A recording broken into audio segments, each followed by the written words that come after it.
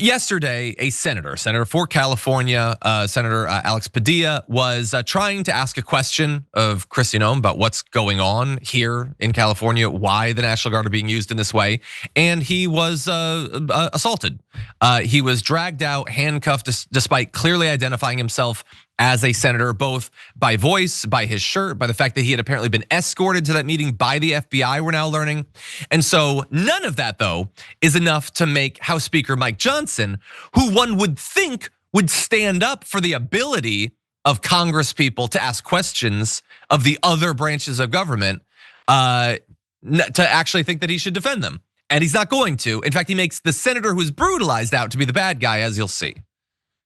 The way they treated Senator Padilla today, was that a bridge too far? I saw the same video, a very brief video that I think many people did. I think the senator's actions, my view is it was wildly inappropriate. You don't charge a sitting cabinet secretary, and everybody can draw their own conclusion. What I saw was agents asking him to quieten down so that the secretary could continue her press conference.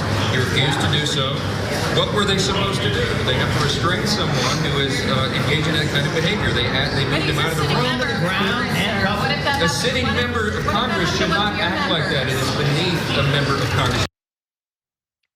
Again, so like Mike Johnson he's shooting up the ranks to be one of the worst of this administration, because you can always count on him now to, I don't know if I can say enthusiastically, because the dude looks bored at everything that's happening as we descend into fascism, but he never has a negative word to say about our rights being trampled, precedents being violated. And so Padilla's the bad one, because he charged Noem. And if those guards hadn't stopped him, he probably would have body slammed her, would have German suplexed her right through the wall. That's what Alex Padilla was gonna do, Mike Johnson would have you believe. Well, we're gonna show the footage, and in it, you're gonna hear him identify himself as Senator Alex Padilla before he's dragged out. And as you're watching this, the thing that's beneath us is what he's doing, Mike Johnson would have you believe. Take a look at this. I'm Senator Alex Padilla. I have questions for the secretary, because the fact of the matter is a half a dozen violent criminals that you're rotating on your. I also want to Hands off. How many of our ICE agents have been doxxed for doing their duty? On the ground. On the ground. Hands behind your back. Hands behind your back. If you don't, my hands go and put them behind my back. All right. Cool. Other hand. Lay flat. Lay flat. Other hand, sir. Other hand. Yeah, he's a sitting senator. And again, Noem didn't even stop. As he's dragged out, she just kept doing her little prepared speech or whatever. Because this isn't even noteworthy anymore in what America has become. Like, yeah, that's an opposition senator. They're nothing, they're garbage. You can do whatever the hell you want to them. Lock them up, send them to El Salvador or whatever. And Mike Johnson, no, he's saying they're gonna censure Padilla. He's not gonna stand up for Congress, okay? And so this is now a step we've taken as a country. And so when a Democrat gets into office, what if, like, you remember when Matt Gaetz busted into that like secure room or whatever that he wasn't supposed to be in? What if they'd cracked his skull open? And then what if Nancy Pelosi had come out and said, I've seen the footage, Matt Gaetz deserved it. It was beneath him to do what he did. This is what they are now normalizing every single day. Brett, what do you think? Well, Padilla makes a statement where he basically says like, well, they kept me out of that room originally because they just wanted to go on doing their ridiculous show because it isn't real to them. And that's something that's worth saying. The Trump administration is creating a fictional alternate reality with alternate facts where LA's wildly on fire and there's riots in the streets and we're being invaded by Mexicans. None of that's real. All of that is fake. And this guy goes in to ask a question and they tackle him to the ground. Also these guys should know who every senator is. If your job is that kind of security, you should know who every senator is. And at a certain point you should stop.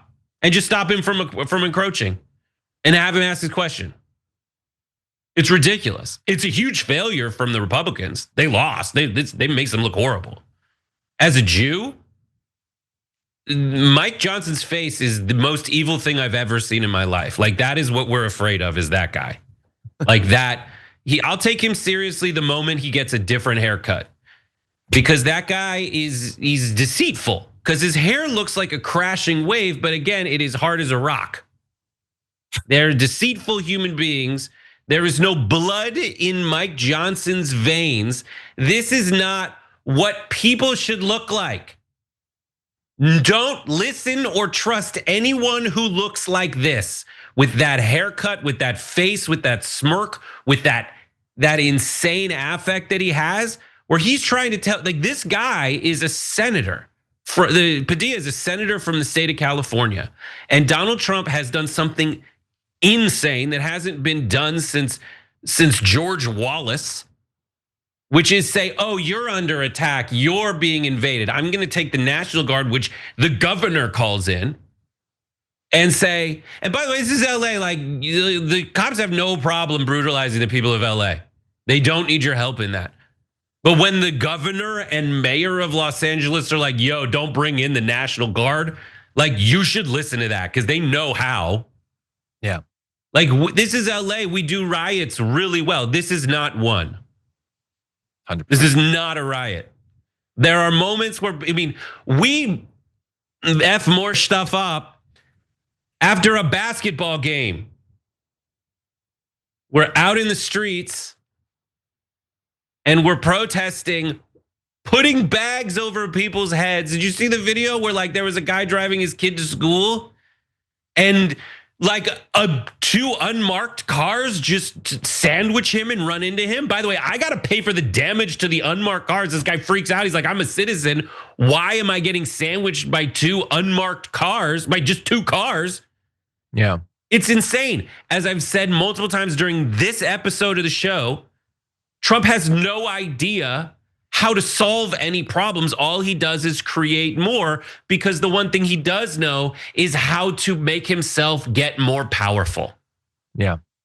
None of this is to solve the problems we have in California, of which we have plenty.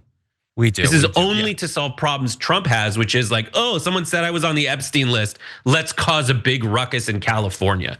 Kristi, Noem, Mike Johnson, the same way they hate when we say flyover states, that's how they're talking about Los Angeles. They have no goddamn idea what it's like here, and they picked the wrong fight with the wrong city in the wrong state that has a bigger economy than any 10 states that those guys represent. Back off. If you enjoyed that, then make sure that you never miss another video by subscribing. And if you want a little more, consider hitting the join button and becoming a member. So you're probably wondering, why would I do that? Well, when you do that, you get access to bonus content that I make every single week, and it's a lot of fun. You get custom emojis and more.